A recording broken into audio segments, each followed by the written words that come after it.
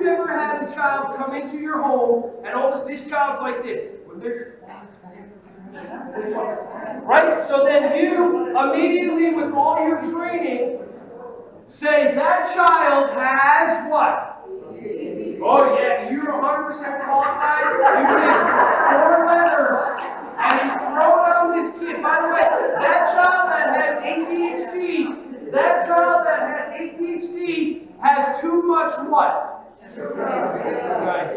That's what sugar. Okay. Too much energy.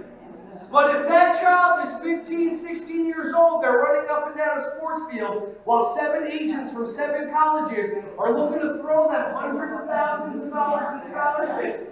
Do they have too much energy, or do other kids have too little energy? See, I want you to try on, just like the trying on. ADHD is just a conversation of inconvenience. Hey everyone, thank you so much for watching my videos. Ron Schwally here. Just wanted to say I appreciate you. Feel free to like, subscribe, and click on the bell if you want to see more videos coming your way to be alerted. Just thank you so much, and feel free to share this content with anybody who you think would find some value from this. Have an awesome, joyous, wonderful, breath-filled rest of your day.